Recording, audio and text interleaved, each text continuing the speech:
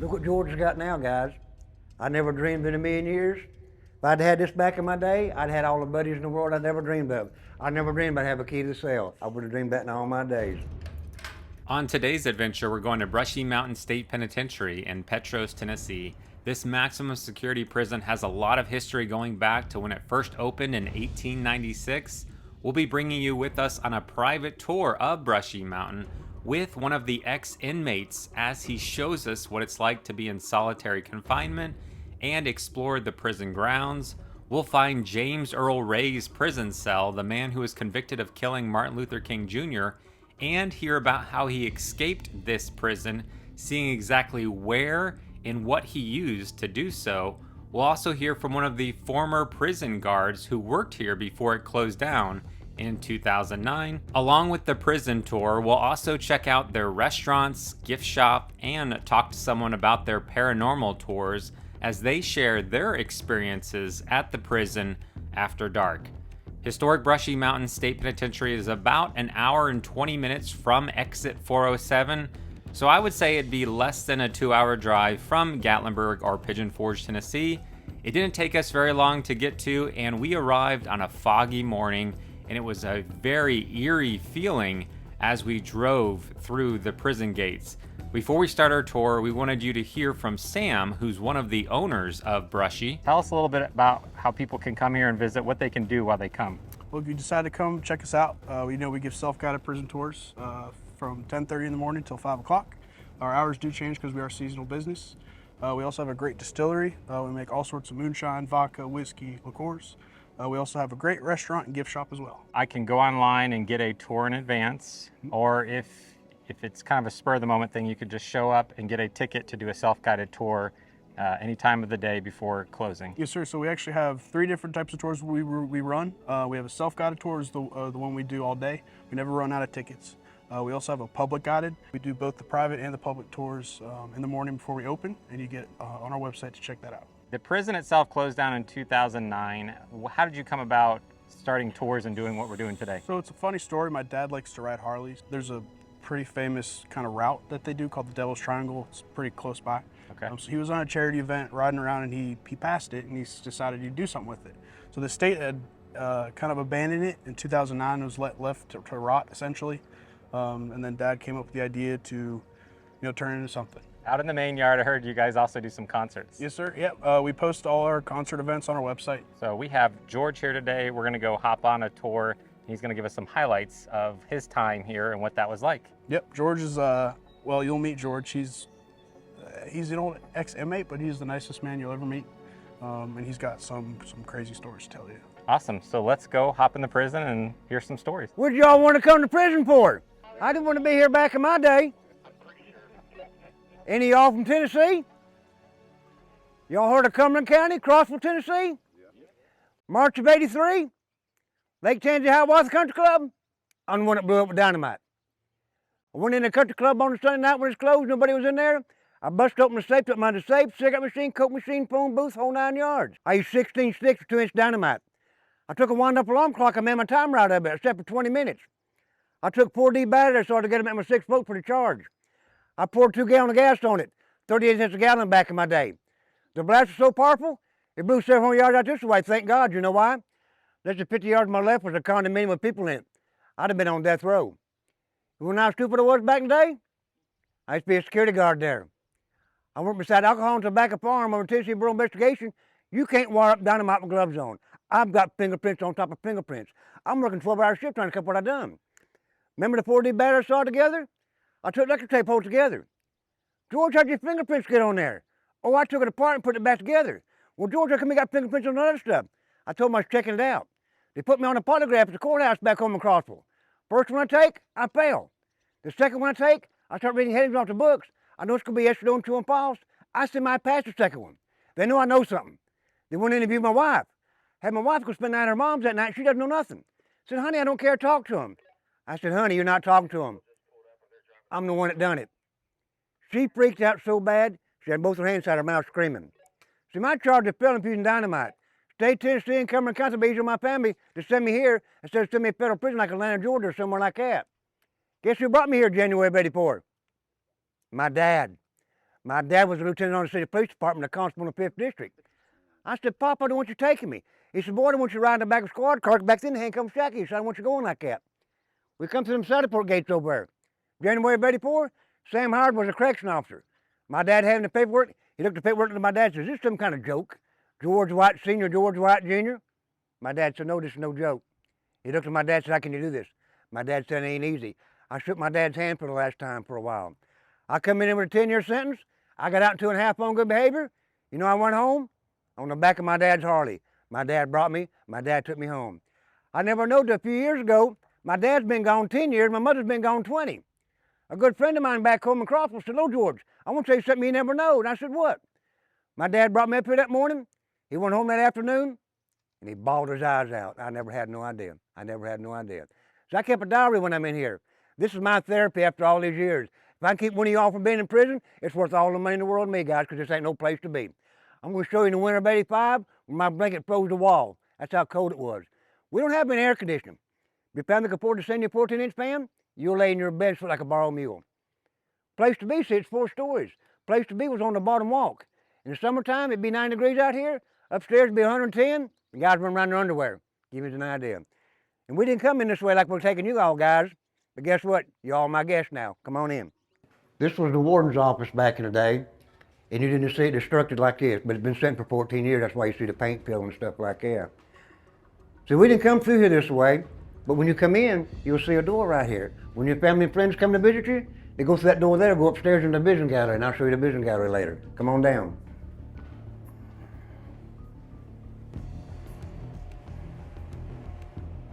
See, this is called our breezeway. You know, if you stand still, you feel the air moving through. See, back there in the coal mine days, Brushy Mountain segregated. A block over here was mostly white. B block on the other side was black. When I come here in January of 84, we had blacks and whites on the same walk. I even had black friends. They wouldn't let us sell together, called salt and pepper. Come on down. So we called this our Alcatraz back in the day. We didn't have the water, but we had the mountains. When I first come in here, I'm on the yard crew. Consisted of 5 of us, 2 push mowers. It'd take 2 days to push mow this whole summer gun, and I mean get sunburnt, something terrible. But guess what? I wasn't locked up myself. I made $17 a month back in my day. If you notice, everything comes downhill. Notice these drain lines? When it rains, these drain lines can't handle water. It will come a daggum flood. See that big pit over there by that guard tower? I've seen water come out there knee deep. That's how much water run in here. Like I said, so we didn't have no air conditioning back in my day. If your family and friends could afford to send you a 14-inch fan, you'll lay in your bed for like a borrowed mule. See where that door standing open over there? That was called C block back in my day. Used to be 3 sets of walks there, 2 men in the cell, house 40 of us. That's population. When I say population, we're the ones running the prison. 9% of these guys, all they want to do is lay in their bed and sleep and eat. I'd rather be here digging up this concrete with my bare hand and be locked up in the cell 24 hours a day. I'm going to show you in the winter of 85 when my blanket froze the wall. That's how cold it was. I kept a diary in here. I showed a way to spend the 4th of July back in 84. It rained for over a week. The trolls were flooded, and it stunk bad. It stunk bad. If you look right here, see that window got the bars on it? That's called operation. That's where the guards stay. That's where they got some of the weapons. It would rain so much. Us 5 guys on the yard crew would stand up far in that breezeway taking push brooms, pushing that water through to keep that water from going on them. Give you an idea. See where the orange metal is? That's called the slop house. That's where all the garbage comes out of the kitchen. Used to be a chain link fence, went from there over to the gym. Another chain link fence, went over to the laundromat. We behave, we come out here and walk around and play basketball. See that ledge over again, A block? I can still see guys playing backgammon, playing checkers, and playing cards over there. Listen now, quiet. It ain't never this quiet, guys. It ain't never this quiet. We didn't have no shuffleboard back in my day, and those bushes didn't exist. Been a prime place to hide a shank. There's more crap goes on in here than you can ever imagine, guys. I've done 2.5 years. I hope I've seen more than you'll ever witness in a daggum lifetime. It ain't no place to be. Take my word. Take my word. So Hymax, that new building up on the hill there, that wasn't here back in my day. They built that when they called that the Tombs. That's where they housed the bad boys. This gray building, it wasn't here back in my day. When I left out in 86, they were just starting GED.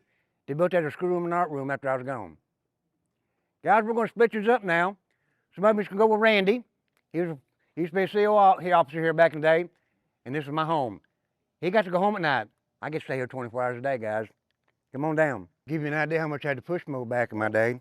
And see where we get sunburnt? Yeah. Look like you had some muscles. Oh yeah, you pumped a little iron back in your day. You pumped it there. I put Gillette out of business a long time ago. That to give you an idea how sunburnt we would get back in the day. So when I'm in here, the prison got so overpopulated, We had 135 inmates sleep in the gym. Well, so that made us mad. If it was raining, we had no gym to go to. What made us mad in C block, they got a bathroom in there, they don't have a shower. They all had to go in the C block to take a shower.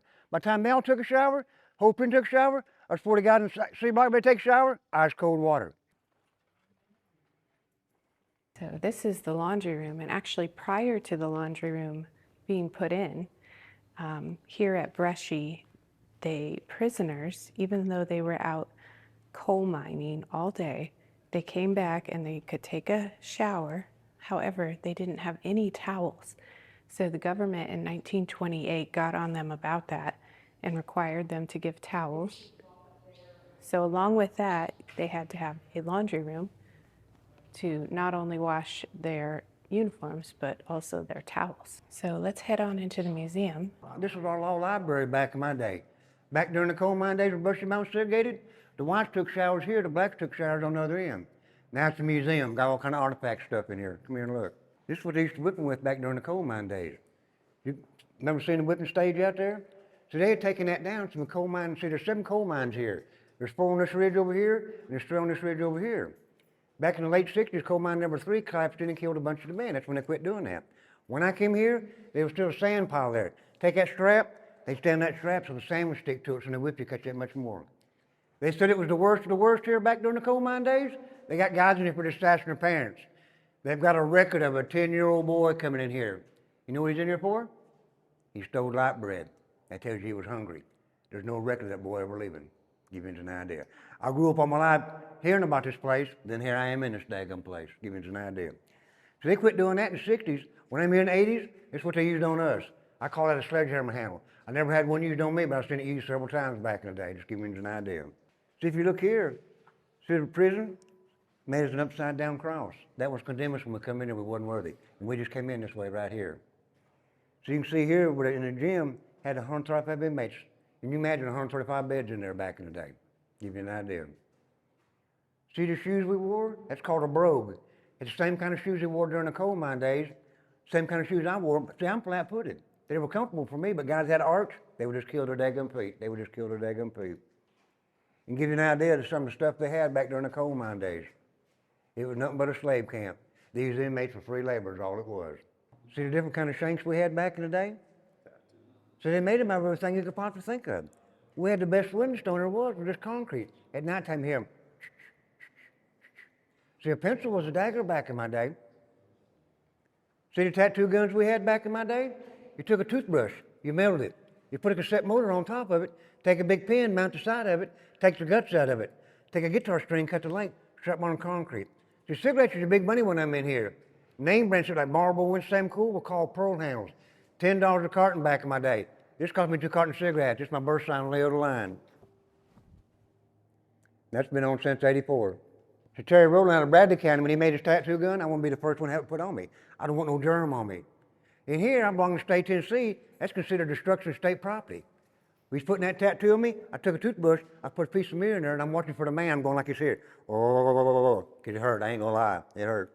See how they cut the shanks out of the beds over there? You know how they done that? Some of the guys got guitars. Some of the guitar strings got a rib in it. Guess what else they'd use that'll blow your mind? Dental floss. It'll break, but all you got is time. All you got is time. See, back in my day, we didn't have gangs. We had cliques. I was always brought up to respect the older generation.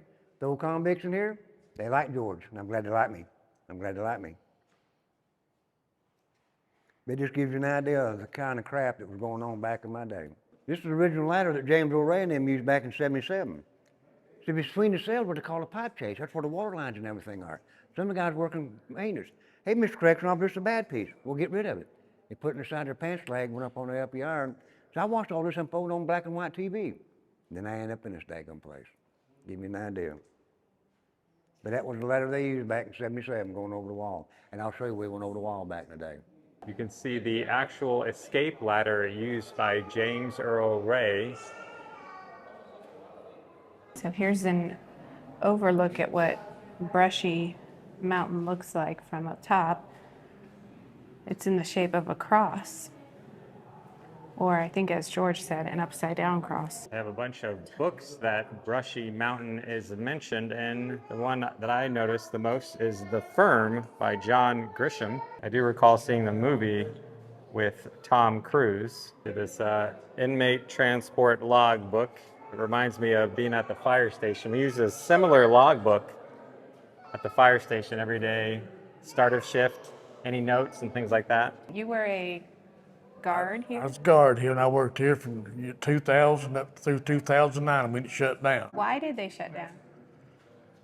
Mainly because it's an old building, it's all still turnkey, wasn't no electronic devices here like that, no cameras, nothing like that. Everything in the building now. Commissioner told me, he said it was due to it being so expensive to operate. That's what I've been always understood. Okay. A lot of people did not think it was going to close down. They thought they can't close this prison. Well, they did in 1972 for the labor dispute. That's what the guard said then. They can't close it. They did for about 4 years. Go back up in 76. Been here ever since till 2009. So tell me some of your wildest, craziest stories from here. Mainly here, you had really good backup. If you go on your radio and you had to have help, I was one of the first ones through the door on two walk. When I walked in, to run in, I was the first one. I had a bunch of guys behind me. I seen the two inmates on the ground fighting each other, and all of a sudden I see one of them had a shank about a foot long. Wow. So now when you see the shank, the whole situation changed. I looked around behind me to see if nobody had anything to take care of a shank. You know, one might have had a billy stick or something like that. Nobody did. We maced them, finally got it away from them. Wasn't no major injuries. On the average part of the time, you have some pretty major injuries, could be when the shank's involved. Mm-hmm. You don't really come in a spot like that being scared. You don't know what to expect when you get in there. After it's all over with, you get to think about what you've done. You have to sit down and take a breather. Sometimes you start just shaking all over. So, man, that was crazy. You know, that's just the way it is. Adrenaline kicks in, and you don't realize what's really going on till it's all over with. When this is shut down, everybody that worked here had a job at Morgan County that worked here. Nobody got laid off. Nobody got put out on the street. Everybody had a job at Morgan County. All they had to do was go by and go to work. Some of them chose not to, but majority of us went over there. So what's unique about Brushy Mountain compared to other prisons? I think a lot of it's the way it was built. I mean, Brushy Mountain was built and had the wall all the way around it. Never had escape that the inmates didn't get caught and bring back. Right. Successful, I guess, is the best word to use. We had 5 guys ready to cross the back wall. They was all back here within 4 days. That's the only ones ever crossed the wall. In the history of this place from 1932 till it shut down in 09. Would you call this the Alcatraz of the mountains? That's what we always referred to it as. Okay. Had the mountains surrounding it. When you pull in the parking lot, that's the end of the road. That's where this place got the name, end of the line. Ain't no place to go from here. You get in here, you got to turn around and drive back out the same way you come in, one way in, one way out. So was there ever a time where there was, flooding or some other kind of natural? Flood was a pretty common thing here. The drainage here did not work real good. Ain't no pipe goes outside this prison any bigger than an 8-inch pipe. There was nothing come out of the blocks over here and walk off in water up to your ankles. It wasn't uncommon when it rained quite a bit. I was working here in 2002 when the tornado come through, Mossy Grove. We crossed into the Follett. We got to where it was on the beeline hitting to Petros. Wow. When it got to the junction, instead of coming one way, it angled and went across the mountain into the Follett. About complete bypass to prison. I was actually here that night. It was going on. My captain hollered at me. He said, "Where are you at?" I said, "I'm in high security in the crow's nest." His next statement was, "Get out of that crow's nest. Pull the keys, run it on keys tonight." That's something we didn't do except in a dire emergency. I went downstairs, pulled the keys. They pulled everybody available here, sent them down to relief, trying to help people get out of houses that was collapsed, stuff like that. Which we had quite a bit of that done out toward the junction out there, and on 62. We had quite a few people left here when I thought was helping on disaster relief. Had a lot of houses I just leveled out. I'm gonna take you outside for just a minute, then we'll bring us back in here to watch that movie. Just to give you some inside put. Come on around, guys. See if you all look right here. See where these blocks around that window right there? See the opening? Back during the coal mine days, that's where they come through. They go through that Sally Port gate right there. 100 yards up the mountain here, it's coal mine number 4. Back in the early days, they come back in and take a shower. They wouldn't even give them a towel. Now, can you imagine going in the wintertime, walking back to your cell, drip drying in the daggum winter? Give you an idea. See that angle line on the wall up there? That's where electric fence was. There's a concertina wire up there. Back in the day, you think of something hot, you think of something letter orange. That dude would be green, and you'd hear it. Hear that dude humming. They said if you touched it, you'd be lucky if your shoes was left. And guess what? George didn't try to touch it. See, if you look, see everything come downhill. Now, I'm here in the 80s. It would come a daggum flood. It'll give you some inside put back during the coal mine days when they shut down. You can go back around. I just want to bring you back here to give you an idea how they went in the coal mines back in the early days. We're going to go into the theater, which was once the chapel. The film runs every 30 minutes. When the movie starts, the lights will go out. It'll last about 17, 18 minutes. When the movie ends, the lights come back on. I'll take his own adventure then. You know what the best part is, guys? I get to go home at night now. The roughest people in the state, that's where they send them up here.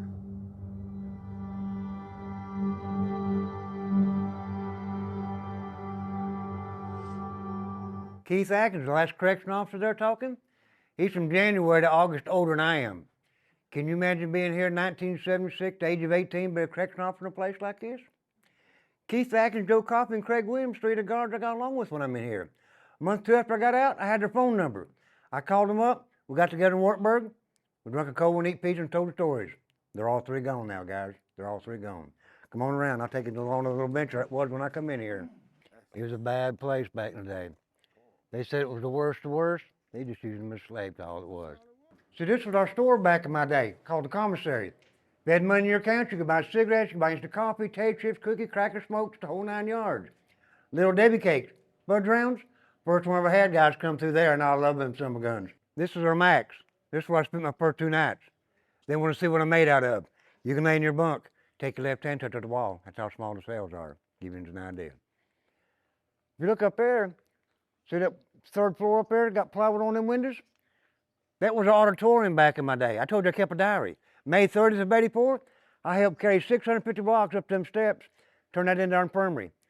And what I was worried about? Somebody knocked me off them daggum steps. Just giving you an idea. Come on up. These are the Sally Port gates I come through in January of '84. Before Sam Howard asked my dad, just some kind of a joke, George Sr., George Jr. I shook my dad's hand for the last time right there. As they bring me over here to put me in D block, I get around the corner of B block here. You know what I hear in the background? Look at the fresh meat. Look at the fresh meat. I'm scared of death. Grew up all my life hearing about this daggum place, now here I am in this daggum place. But this is the room where they strip searched me back in the day. Like I said, you didn't see it deteriorated like it was spotless. Here I am in Brushy Mountain Prison. Here I'm in there, I've got these females stripping me from one end to the other. I'm thinking, oh my God, it's bad enough I'm in prison. These females are digging at me down here. I'm thinking, oh my God. You know what they're looking for? They're looking for crabs. I know what a crab was. I thought a crab was something on the daggum ocean, guys. I'm an old dumb country boy. This is where I spent my first 2 nights. See, these are fancy. There wasn't no bookshelf and there wasn't no desk in there. You can lay in your bunk. Take your left hand touch to the wall. That's how small they are. That's where I spent my first 2 nights when I come in here. Where you're standing, sir, that's where we took a shower. Only time you come out of there is take a 10-minute shower when I first come in here. My first night here in prison, I'm thinking bread and water, because I'm in prison. Guess what I got?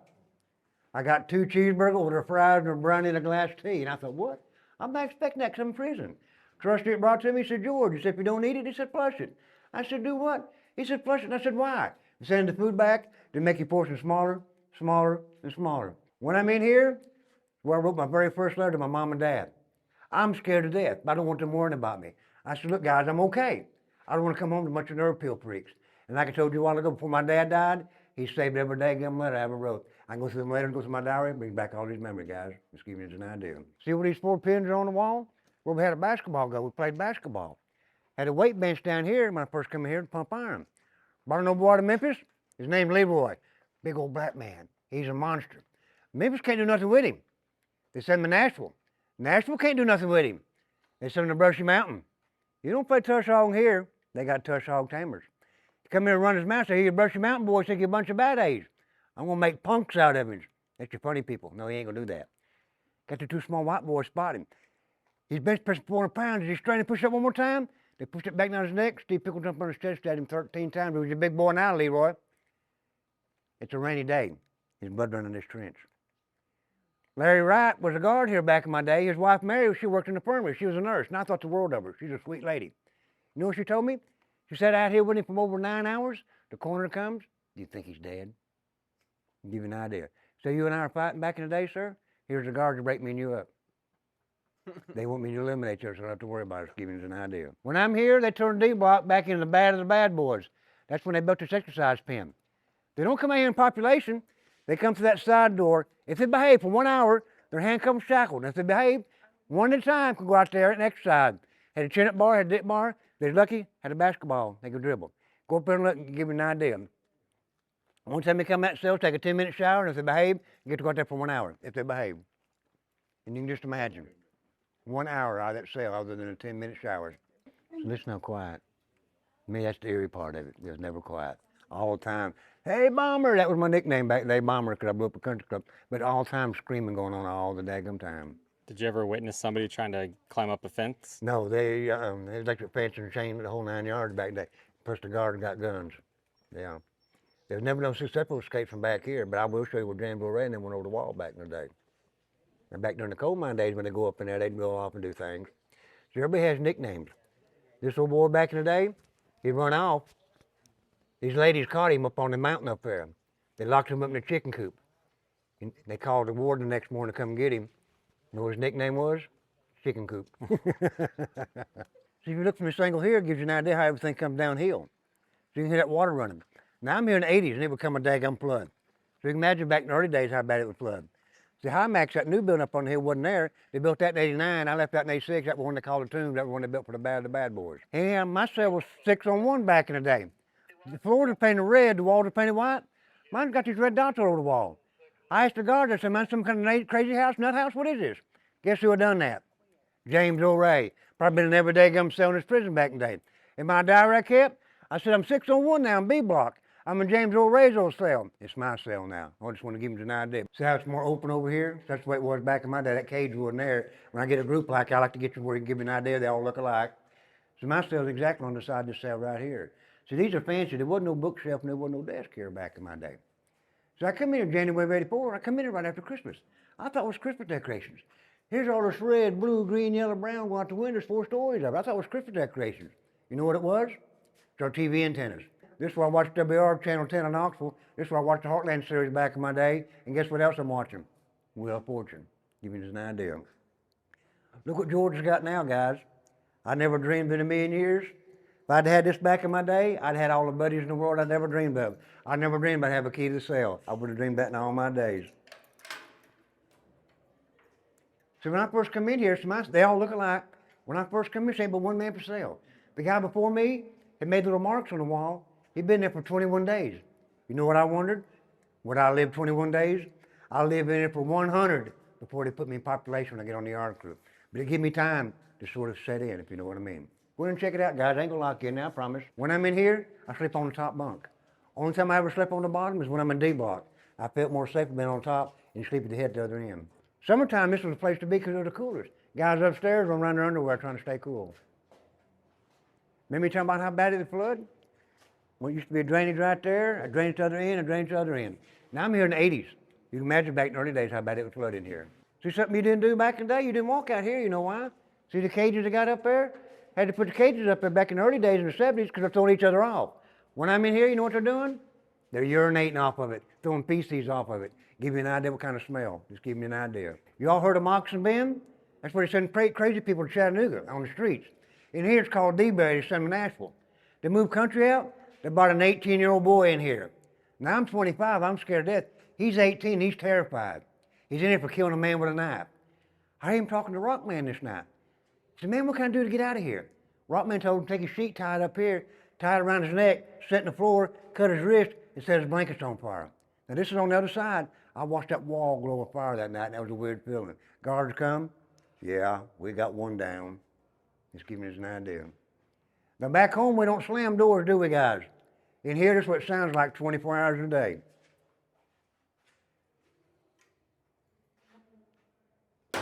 Guard, Rockman! It's chow time. To this day, guys, I cannot stand dead silence.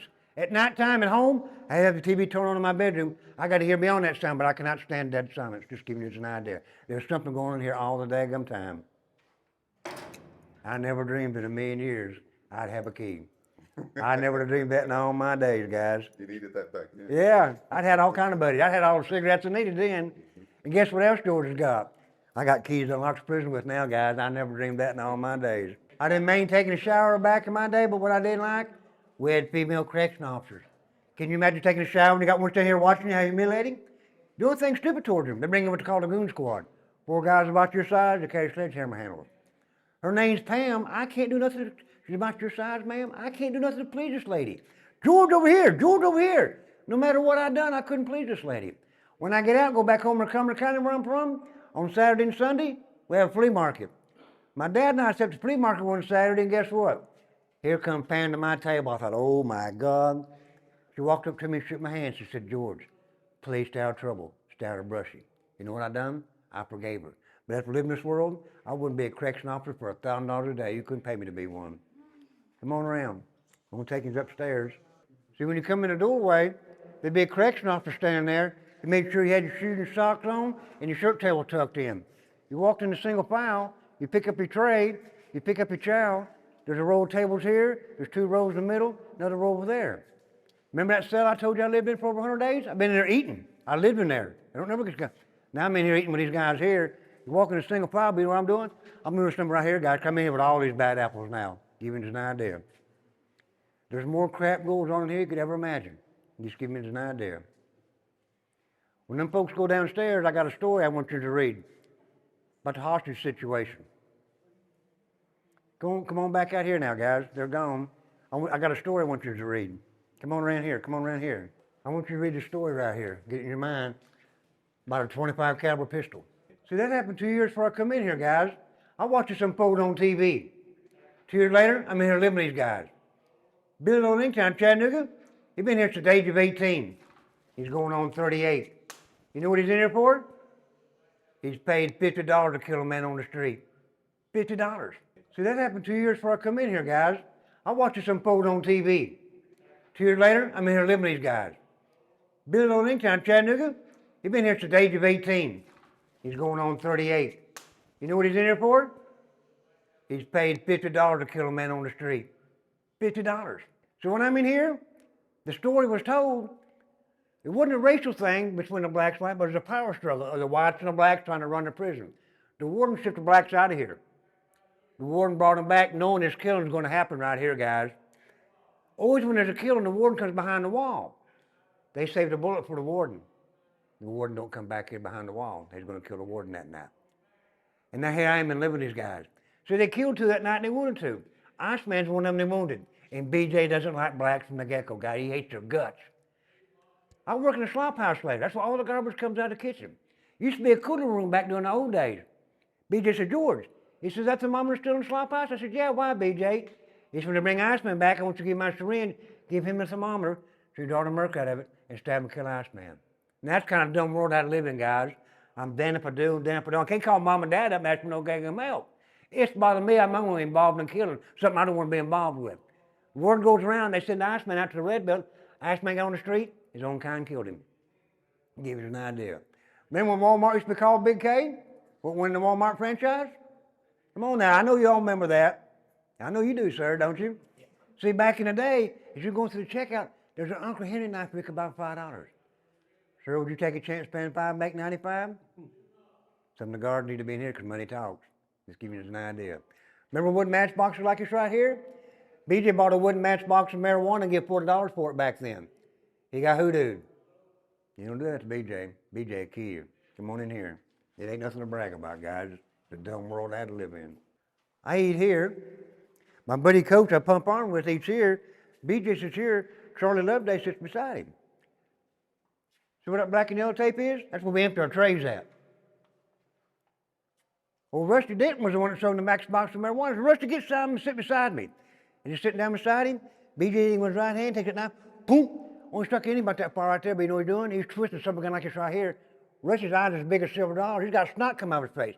He don't have to holler for the guard because he done got in his heart. All he got to do is smash him and kill him. He promises BJ get his weed to him. BJ said, all right.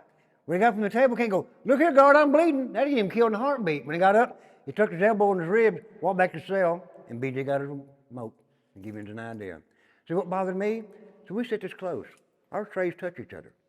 I know you're going to be stabbed. What bothers me is that bulletproof glass back there, there's a guard with a gun. I'm worried about him shooting you and hitting George. Just giving you an idea. Just giving you an idea of the kind of crap that went on in here. There was something going in here all, when you eat, you can't just run out the door. See, it's an all-day thing. Lunch, breakfast, supper. Us guys in population, we get to eat first. We had 15 minutes, and you learn to just whoop it down. Learn to just whoop it down. All these pictures have been painted a million times. The picture I remember the best, see that guy back in the hammock? You know what I say? Wished I was in paradise. Give you an idea. See, when I was in here, guys, wasn't no such thing as a microwave. I went home 2.5 years later, guess what? My mom and dad got a microwave. Guess what else they got when I go home? A VCR. I'm moving up in the world, guys. I'm gonna take you to the vision gallery. There's a step up, and you tall guys, watch your noggin now, okay? So the way we just come in, we come in through A block. This is B block. Your family and friends come through them doors right there. Table and chairs run through like it's here. So when I first come in here, I'm the only child. My mom comes to visit me, she's bawling her eyes out. I said, Mom, if you're gonna be crying, don't come back. I want to cry too. I gotta go back there in that man's world. So I didn't know what I was doing. I thought I was just hurting George when I blew up the country club. Hurt my mom and dad, hurt my wife, my son, the guys I work with in security back home, doing this number right here, bawling their eyes out. Every now and then, my mom and dad would come up before they leave. My wife and my son would show up. Sometimes I get a 2-hour visit. Oh man, 2 hours up here not being in that cell, man, everything in the world. But the minute you walk back that door, just a memory in your heart. In the commissary, when you got a cold drink, it was room temperature. See that plugging on the wall over there? Back in my day, there was a Coca-Cola machine there, and cold drinks was a quarter. My parents come here with a pocket full of quarters. I'd recommend them some guns I could. I come here burping out my nose. But to get an ice cold drink was really a treat. But the minute you walk back in that door, just a memory in your heart. That's what he strip search makes. You ain't got no contraband weapons on you. Remember I told you I'm on the yard crew? Push mowed all this? We don't have any weeds there. That's what we got done mowing. We pulled the weeds out from along that wall. Something you don't do is touch that wall. No ands, ifs, or buts you touch that wall. I wasn't going to argue with a man in a gun tower 12 gauge and a 38 223. I come in the fall of 2018 to be a tour guide. Guess what George done? I planted my hand on that wall, guys. I had to. See, from down here, you can't see over the wall. Remember I told you I kept a diary? September of '84, I got to climb on top of the chapel, take a bunch of windows down. From up there, I look over the wall. It looked totally, here I am in here January. Here this is September. It looked totally different, I can remember. Give you an idea. Today's Saturday. Y'all going to church tomorrow, right? No, we're not done with Saturday. You count every blessed minute. A week is a month long in here, guys. My best friend was my watch. Give you an idea. Come on in. Here's what he sent me. After all this time, guess what? I've got a cellmate now. His name's Jimmy A. Cup. Been here since 1974. He's been here for 10 years. I've been here for a little over 100 days. That's like a lifetime to me. Something you don't do if you got a cellmate? That's disrespect. Been a many man taking that right there. To get in your bunk?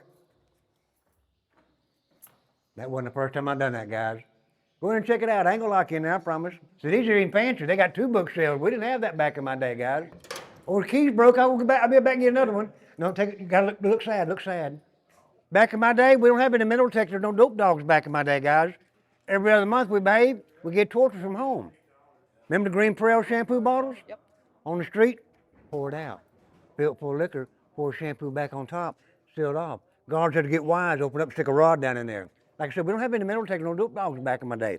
Remember the big bars of Ivory soap? On the street, they'd come in half, haul them out, take toothpicks, put them back, be full of dope. Guards had to get wise, take it apart, make sure there wasn't no contraband in there. When I'm in here, one of the guys is a janitor, he works in the infirmary. He's an alcoholic. Guess what he's drinking? Lysol. Can you imagine drinking Lysol, guys, where that stuff smells? I told my dad, you know what my dad said? One thing about him, boy, He'll have clean intestines. Think about that. Can you imagine drinking that crap now? He'd be doing this number right here. I mean, it may have killed him, I don't know, but can you imagine drinking that crap? I mean, think about that. Come on around. So this was called C block back in my day, guys. Used to be 3 sets of walks there, 2 men in cell house, 40 of us. I couldn't believe when they built High Max, now it's one great big room. But this is where I lived for 2 years. So these windows don't open up. We don't have any air conditioning back in my day. Only time I had any fresh air, when this door opens up. Come on here in George's Ward, this is where I lived for 2 years, guys. See if you look right here. See where the concrete box used to be? See, this is the wall through here. See, there's 4 cells on this side, there's 4 cells on this side, I know. This is my home. It's 8.5 foot by 9 foot. I lived here for 2 years. Used to be a John right there. If you look and see where the sink used to be. Remember talking about Luke? I thought he was talking about blanket in the winter of 85. See where the pins are on the wall right here? That's where his bunk is. See where these pins are? This is my bunk. I've got the only cell in this prison with a steam pipe above my head. Remember BJ and the 25 caliber pistol? I can lay in my bunk, take my feet, push up on and get in this steam pipe, take pressure off that metal plate. That metal plate turns. The first time I went to tie BJ syringe, I like to mess my pants. A 25, the small caliber handgun. Now you know where it was at one time.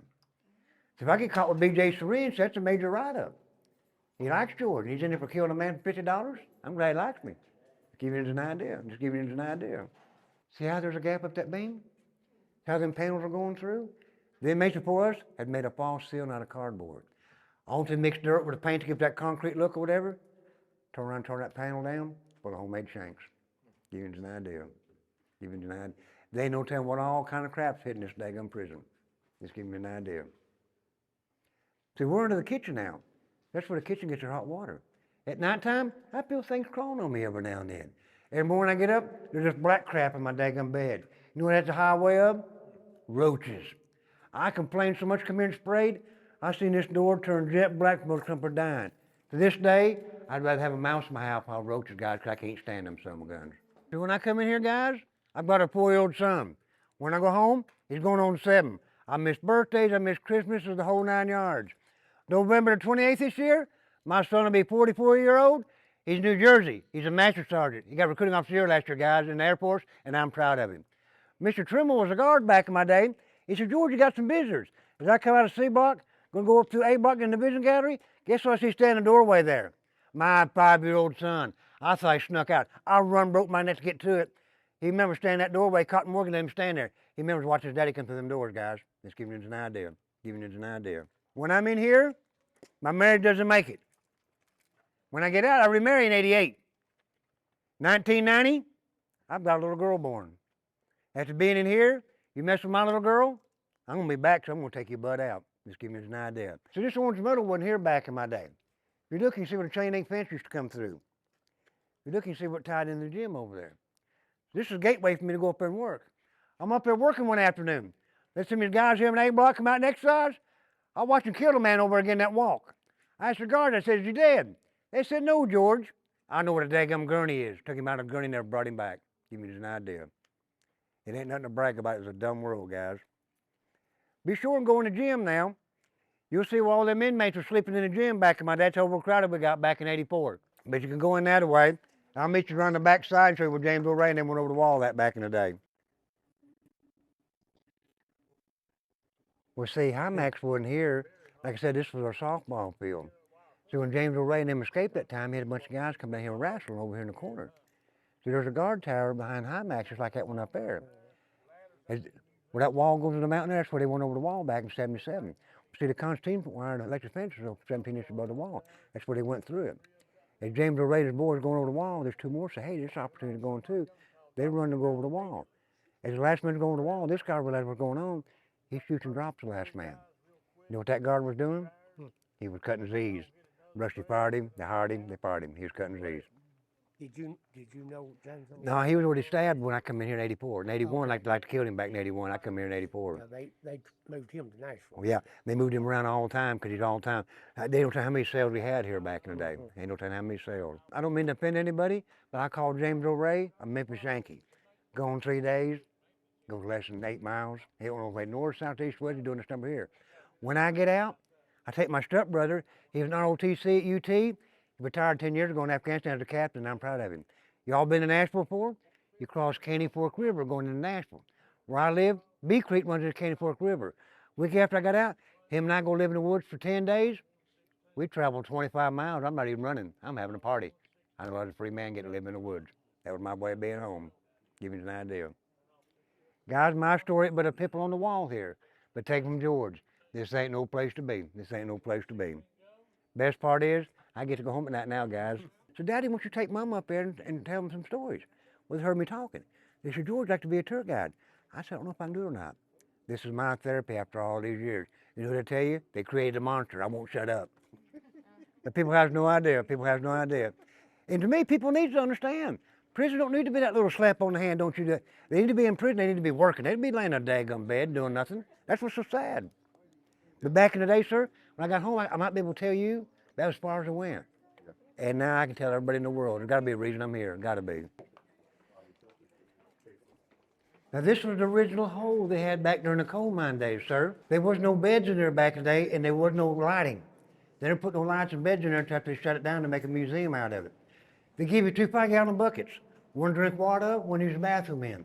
So when you first go in there, you got your sense of smell and your vision. Takes one had water, you rub it against the wall, feel for that edge. Maybe the convicts in here told me the guard would swap them on purpose, and you probably figured they did. Now just imagine that, guys. Can you imagine total darkness? That's the way it was back in the coal mine. There was no lighting in there whatsoever, and there wasn't no bed. The blanket they gave you, sir, was as thick as the sheet. Where did they use the bathroom at? They give them 2 5-gallon buckets, one to drink water of, one to use the bathroom in. Yeah. But you can imagine total darkness. They said they kept them in here sometimes at 3 months at a time. Step up in there. I'm just going to turn out for a second, just give me tonight. Can you imagine total darkness now? And you just imagine. I mean, it's hard to even put something like that in your mind and think about something like that. When would you get put? If you didn't do your job. You didn't do your Yeah. job. So back in the early days, you wouldn't even allowed to look at a correction officer. Don't look at me, boy. Yes, sir. That's just the way it was back in the day. So tell me about this post here in the middle. Okay, that wasn't here when I was here, but this was the original area they whipped them at back in the day. They put it back up to give people an idea how they done it. They put their hands in there. They'd hold their legs so they could beat them. So they quit doing that in the 60s when the coal mine number 3 caved in and killed a bunch of men. When I come in 84, I'm on the yard crew, I'm mowing this. They was still sand there. Take that leather strap, stand on it. Make that sand stick to it so when they whip you, cut you that much more. This was James O'Reilly's last known cell that he was in before they killed him back in 81. But this was the last known one he was in. He was in several of them. He's moved around quite a bit. And how was he killed? Black jumped in, there's 4 of them. They stabbed him over 20-something times, only stabbed an inch and a half at a time. He doesn't die right away, but later on died with hepatitis C, liver disease, the whole 9 yards. But this was the last known cell he was in back in 81. When you get done, I want to show you the cell that he showed me, James O'Reilly's original cell when he first come in here. He had the only cell in this prison with 1 bed. Come around here. This is B block side over here now. This was the original cell that he had. See, if you look, see how it's got a bar coming down from the top bunk? So there wasn't no top bunk here back in the day. This was his cell. He had the only cell in this prison with 1 bed. Don Cox was told if he disturbed him, they would fire him. So it makes you wonder if it was a money situation after all. This cell right here, that was his library. He had his own library. That was James O'Reilly's first cell that Don Cox told me. And I believe Don Cox, he had no reason to lie to me. It's the only cell in this prison you'll see like that. See what I'm saying? And he was told, do not disturb him. He told me he was staying there to make sure the blankets were wiggling at night time to make sure he was breathing, make sure he was in there. I just want to give you an idea. That was the original cell he had. And this one here was his library back in the day. Give you an idea. Thank you, George. But I'm glad you asked about James that way. I don't tell it to everybody. But Don Cox told me that, and I know for a fact. The man had no reason to lie to me. Yeah.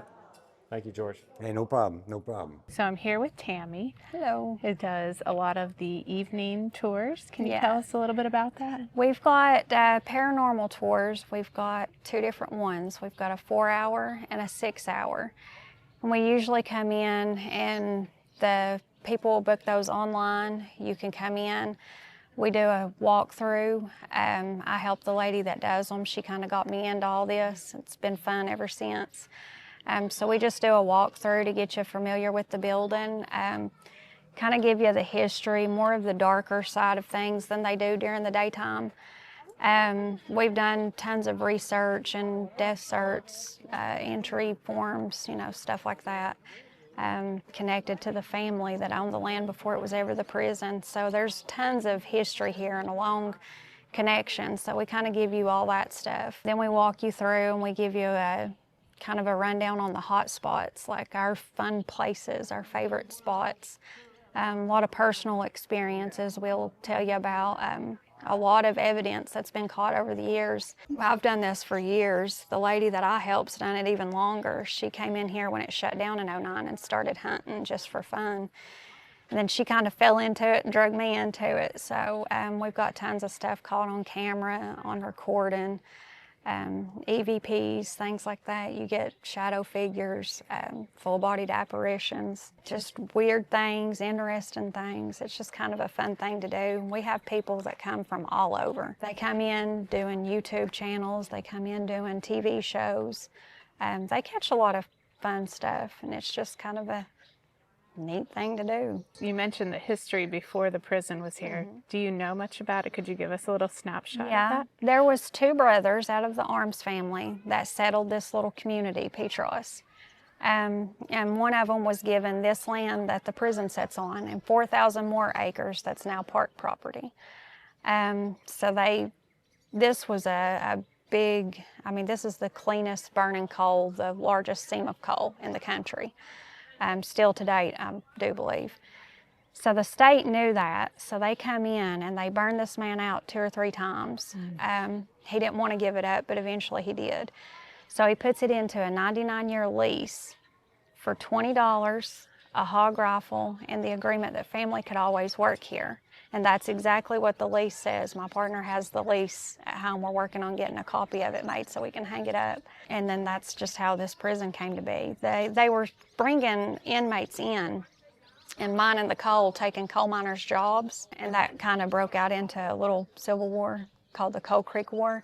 So that's kind of how this came to be. So they got the land, they built the prison, they quarried the rock to build the structure that stands now. And that's how this started. They just wanted able bodies in here to mine the coal and build what they wanted built. So in the beginning, they weren't criminals. Their crimes were lying, dancing, drinking, sassing, cussing, just silly things like that. They just wanted them in here to mine the coal, build the prison, and it changed throughout time. But we've always had family that worked in here, so we were always given the stories through the years from family members that worked in here. Is the coal mining on the property? Yeah, there's coal mines all around the bend of the prison. There would have been 7 or 8. One collapsed on a group of men. There's 17 men and 4 mule that was stuck in that coal mine. That's when they came in the early 60s and said no more mining the coal. That's when they stopped. This is still the largest seam of coal that sits. Wow. They just don't mine it. The 4 hours set up for a group of 6. Okay. Anything over that, you pay extra. The 6 hour is set up for a group of 12, and we book those year round. Do you So have we're busy. any overnights? Like any? You're here, the short one, you leave at 2 a.m. The long one, you leave at 4 a.m. Okay, so it's So pretty you're much is pretty much all overnight. night, Okay. yeah. And Yeah. what is the most unique or strange thing you've seen here? It's been really fun, kind of creepy at times, but just last night I walked in and heard singing outside the visitation. That's kind of neat because, you know, I knew Jamie had caught that on recording years ago, and I actually witnessed it in real time and actually heard it with real ears. So, I mean, it's just kind of neat when you see that. But now it's really interesting when you hear a sound and then you've got it on recording or, you know, something like that. What did you hear them singing or hear the voice singing? You last night? couldn't really tell. When we walked in, we went up the stairs and just came over and back down. And you could hear, they were mowing out in the front, and you could hear it over the mowing, but you couldn't really make out any distinctive words. You just heard it. It was just in a rhythm, and it was super neat. And when I stopped in my tracks, my husband helped me with the tour last night. He looks at me, and he's like, "Do you hear that?" And I was like, "That sounds like singing." And he's like, "You can almost tell what they're saying, but you can't quite make it out." Right. And when we came down, he thought that the mower guys was playing a radio, and of course they weren't. So it was just kind of neat. But it stopped the minute you acknowledged it and went, you know, looking for it. So Randy, is Brushy Mountain haunted? Yes, it is. About a year before this thing shut down, something like that, me and a friend of mine sitting in the gymnasium in the office, sitting there talking, and all of a sudden, the gym door swung open. I'm sitting where I could see the gym door. When it swung open, I looked over at it to see what was going on. Well, while I looked over, the door was shut completely. While I'm looking at it, I heard the door slam shut, just like it'd been open. I'm thinking, wow, that's strange. Well, my buddy asked me, he says, who's that come in the gym? Who come in that door out there? I told him, I said, there wasn't nobody come in that door. That door didn't move. He said, I heard it. I said, I heard the same thing you heard. That door didn't move, I'm telling you, I'm serious. About that time, while we was sitting there talking, a basketball on the gym floor starts bouncing and travel from one end of the gym to the other end of the gym. It's like somebody's dribbling all the way full into that gym. Got to the end, it just stopped, shut down. He looked at me and he said, Randy, what do you think about that? I looked at him, I said, well, I think it's time I got to do a fit check myself. So we'll just get out of the gym. Yeah. He told me, he said, I've been working here for 29 years at that time.